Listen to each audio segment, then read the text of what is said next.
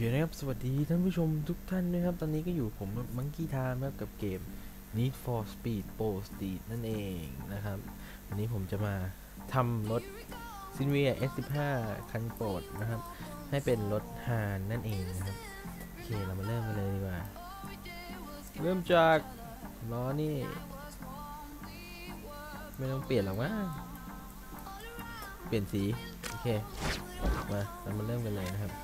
เปลี่ยนสีล้อก่อน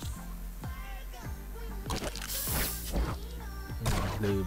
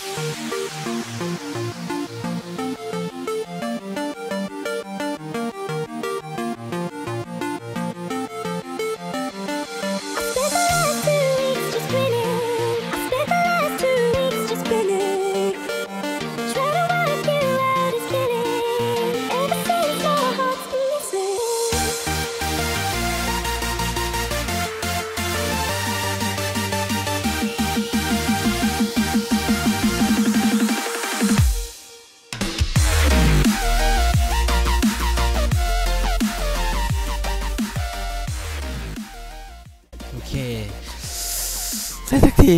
แล้วก็มาดูว่ามีอะไรอีกที่ยังไม่ได้ทำนะครับก็จะไม่มีอ่ะที่เหลือก็คงเป็นแต่งตามใจฉันนะครับโอเคสติ๊กเกอร์นี่ก็ผมก็แปะไปตามใจฉันเหมือนกันนะครับเพราะว่าถ้าจะให้ตรงนี้ก็มันบางยี่ห้อมันไม่มีครับในNeed for Speedมันไม่มีนะครับภาพนี้ก็เลยติดตามใจฉันไปนะครับอันนี้ยี่ห้อนี้มีนะครับแต่สึกมีนี่ มีภาษาอังกฤษข้างล่างด้วยทียาวๆนะครับ ก็ของจริงเขาจะไม่มีขีดข้างบนแล้วก็สังเกตข้างล่างครับอยู่ในที่อะไรเนี่ยอ่านถูกไหมเนี่ยนั่นแหละมันจะไม่มีคำนั้นนะครับโอเคเรามาล้อนะครับเปลี่ยนล้อไม่ใช่ล้อนี้นะครับล้อเป็น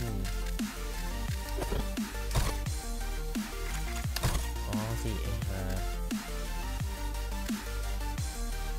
ไม่ใช่อีกอ่ะน่าจะเป็นล้อนี้นะครับ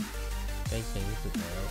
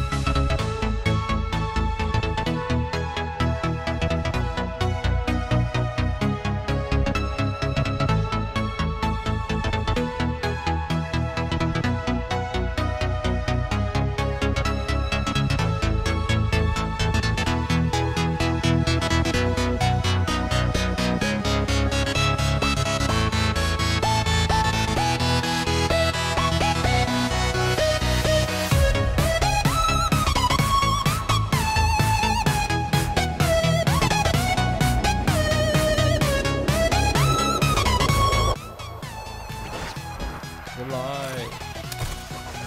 เยี่ยมเอาไปลองวิ่งได้ไหมไปกดรีไหมเนี่ยสนุกเลยกดรีเสร็จแล้วรถทานโอเคแล้ว